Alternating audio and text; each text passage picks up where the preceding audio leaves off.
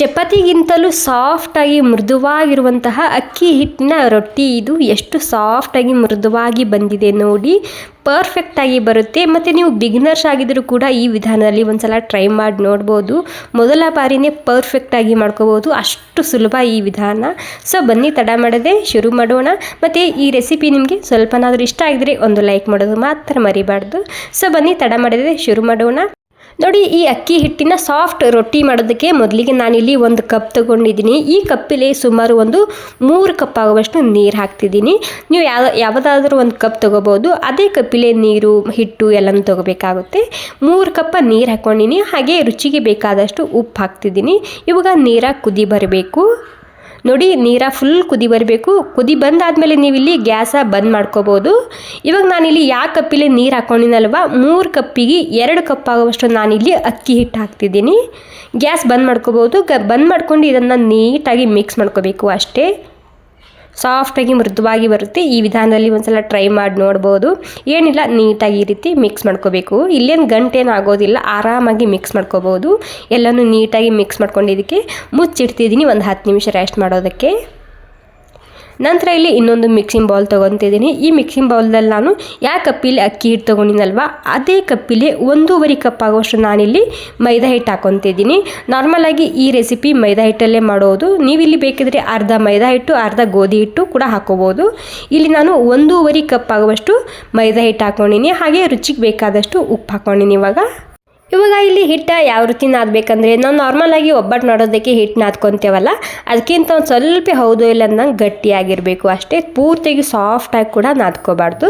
ಸ್ವಲ್ಪ ನೀರು ಹಾಕೊತ ಹಿಟ್ಟನ್ನ ನಾದ್ಕೋಬೇಕಾಗುತ್ತೆ. ಅಂದರೆ ಅರ್ಥ ಆಗಿದೆ ಅಂತ ಅನ್ಕೋತೀನಿ. ಸ್ವಲ್ಪ ಲೈಟಾಗಿ ಗಟ್ಟಿಯಾಗಿರಬೇಕು. ಮತ್ತು ಇದಕ್ಕೆ ನೆನೆಯೋದಕ್ಕೆ ಬಿಟ್ಟಾಗ ಸಾಫ್ಟ್ ಆಗುತ್ತೆ ಹಿಟ್ಟು. ಅಂದರೆ ಒಬ್ಬಟ್ಟು ಮಾಡ್ತೇವಲ್ಲ, ಅದಕ್ಕಿಂತ ಒಂದು ಸ್ವಲ್ಪ ಲೈಟಾಗಿ ಗಟ್ಟಿಯಾಗಿ ನಾದ್ಕೊಂಡಿದ್ದು ನಾನು. ನಂತರ ಇದಕ್ಕೆ ಈ ರೀತಿ ಮೇಲೆ ಒಂದು ಸ್ವಲ್ಪ ಎಣ್ಣೆ ಹಚ್ಚಿದನ್ನು ಸಾಫ್ಟಾಗಿ ನಾದ್ಕೊತಿದ್ದೀನಿ. ಓಕೆ, ಇವಾಗ ಹಿಟ್ಟು ನಾದ್ಕೊಂಡಾಗಿದೆ. ಇವಾಗ ಈ ಹಿಟ್ಟಿಗೆ ನಾನು ಒಂದು 15ರಿಂದ 20 ನಿಮಿಷ ರೆಸ್ಟ್ ಮಾಡೋಕ್ಕೆ ಬಿಡ್ತಿದ್ದೀನಿ. ಅಲ್ಲಿ ತನಕ ಇಲ್ಲಿ ಹಿಟ್ಟು ಕೂಡ ಸ್ವಲ್ಪನೇ ಉಗುರು ಬೆಚ್ಚಗಾಗಿದೆ. ಉಗುರು ಬೆಚ್ಚಗಾದ್ಮೇಲೆ ಈ ರೀತಿ ಸಾಫ್ಟಾಗಿ ನಾದ್ಕೋಬೇಕು. ಇಲ್ಲಿ ನಾದುವಾಗ ಉಗುರು ಬೆಚ್ಚಗಾಗೇ ಇರಬೇಕು ಹಿಟ್ಟು, ಅಂದ್ರೇ ಈ ರೀತಿ ಸಾಫ್ಟಾಗಿ ಮೃದುವಾಗಿ ನಾದ್ಕೋಬೋದು. ನೋಡಿ ಎಷ್ಟು ಸಾಫ್ಟಾಗಿ ಮೃದುವಾಗಿ ಬಂದಿದೆ ನೋಡಿ. ಓಕೆ, ಇವಾಗ ಇದು ಕೂಡ ಸಾಫ್ಟಾಗಿ ನಾದ್ಕೊಂಡಿನಿ. ಇವಾಗ ಇಲ್ಲಿ ಹಿಟ್ಟಿಗೆ ಕೂಡ ನಾನು ಸುಮಾರು ಒಂದು 15ರಿಂದ 20 ನಿಮಿಷ ರೆಸ್ಟ್ ಮಾಡೋಕ್ಕೆ ಬಿಟ್ಟಿದ್ದ. ಇವಾಗ ಇದು ಕೂಡ ಪೂರ್ತಿಯಾಗಿ ಸಾಫ್ಟಾಗಿದೆ, ನೀವು ನೋಡ್ತಿರ್ಬೋದು. ಓಕೆ, ಇವಾಗ ಏನಿಲ್ಲ, ನಾರ್ಮಲಾಗಿ ಈ ಹಿಟ್ಟು ತೊಗೊಂಡಿದ್ದೀನಿ. ನಾರ್ಮಲಾಗಿ ನಾವು ಒಬ್ಬಟ್ಟು ಯಾವ ರೀತಿ ಮಾಡ್ಕೊತೇವಲ್ಲ ಅದೇ ರೀತಿ ಮಾಡ್ಕೋಬೋದು. ಇಲ್ಲಿ ನೀವು ಮೈದಾ ಹಿಟ್ಟು ಸ್ವಲ್ಪನೇ ಹಿಡಿಬೇಕು, ಅಕ್ಕಿ ಹಿಟ್ಟು ಜಾಸ್ತಿ ಹಿಡ್ಕೋಬೇಕು.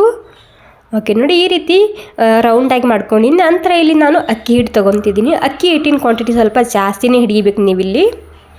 ಓಕೆ, ಏನಿಲ್ಲ, ನಾರ್ಮಲಾಗಿ ಒಬ್ಬಟ್ಟು ಯಾವ ರೀತಿ ತುಂಬ್ಕೊತೇವಲ್ಲ ಅದೇ ರೀತಿ ತುಂಬ್ಕೊಂಡು ಮಾಡ್ಕೋಬೋದು. ಇದಕ್ಕೆ ನೀವು ಅಕ್ಕಿ ರೊಟ್ಟಿ ಅಂತೀರಾ ಅಥವಾ ಬಿಳಿ ಹೋಳಿಗೆ ಅಂತೀರಾ ಅನ್ನೋದು ನನಗೆ ಕಮೆಂಟ್ ಮಾಡಿ ತಿಳಿಸಿ. ನೋಡಿ ಎಷ್ಟು ಸುಲಭವಾಗಿ ಪ್ಯಾಕ್ ಮಾಡ್ಕೋಬೋದು, ಏನು ಕಷ್ಟನೇ ಇಲ್ಲ. ಬಿಗಿನರ್ಸ್ ಕೂಡ ಸರಿಯಾಗಿ ಪ್ಯಾಕ್ ಮಾಡ್ಕೋಬೋದು ಈ ರೆಸಿಪಿ. ಎಕ್ಸ್ಟ್ರಾ ಹಿಟ್ಟನ್ನು ನಾನಿಲ್ಲಿ ತೆಗಿತಿದ್ದೀನಿ. ಓಕೆ, ನೀಟಾಗಿ ಪ್ಯಾಕ್ ಮಾಡ್ಕೊಂಡಿನಿ. ನಾನಿಲ್ಲಿ ಒಣ ಹಿಟ್ಟು, ನಾನು ಅಕ್ಕಿ ಹಿಟ್ಟು ತೊಗೊಂಡಿದ್ದೀನಿ. ಅಕ್ಕಿ ಹಿಟ್ಟು ಅಥವಾ ಮೈದಾ ಹಿಟ್ಟು ಯಾವ್ದು ಬೇಕಾದರೂ ತೊಗೋಬೋದು.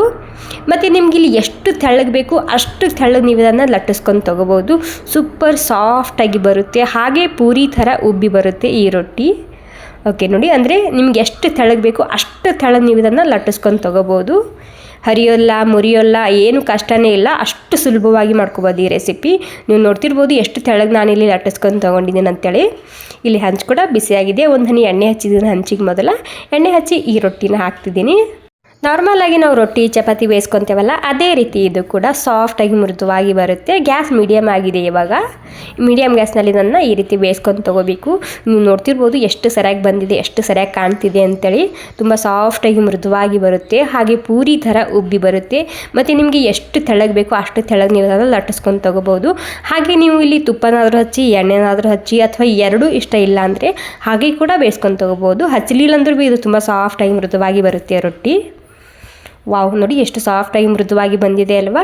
ಸೊ ಈ ವಿಧಾನದಲ್ಲಿ ಒಂದ್ಸಲ ಖಂಡಿತವಾಗಿಯೂ ಟ್ರೈ ಮಾಡಿ ನೋಡಿ. ಸೂಪರಾಗಿರುತ್ತೆ ಈ ರೊಟ್ಟಿ. ಇನ್ನೊಂದು ರೊಟ್ಟಿ ಕೂಡ ನಾನಿಲ್ಲಿ ಲಟ್ಟಿಸ್ಕೊಂಡು ತೊಗೊಂಡಿದ್ದೀನಿ. ನೀವು ನೋಡ್ತಿರ್ಬೋದು ಇದು ಕೂಡ ಎಷ್ಟು ಸಾಫ್ಟಾಗಿ ಮೃದುವಾಗಿ ಬಂದಿದೆ. ಹಾಗೆ ಎಷ್ಟು ಸರಿಯಾಗಿ ಪೂರಿ ಥರ ಉಬ್ಬಿ ಬರ್ತಿದೆ ನೋಡಿ. ತುಂಬ ಸಾಫ್ಟಾಗಿರುತ್ತೆ. ಟ್ರೈ ಮಾಡಿ ನೋಡಿ. ಮತ್ತು ದಿನಾಲು ಚಪಾತಿ ರೊಟ್ಟಿ ತಿಂದು ಬೋರ್ ಆಗಿದ್ದರೆ ಒಂದ್ಸಲ ಈ ರೆಸಿಪಿನ ಟ್ರೈ ಮಾಡಿ ನೋಡ್ಬೋದು. ಮತ್ತು ಎಷ್ಟು ಸುಲಭ ಅಲ್ವಾ.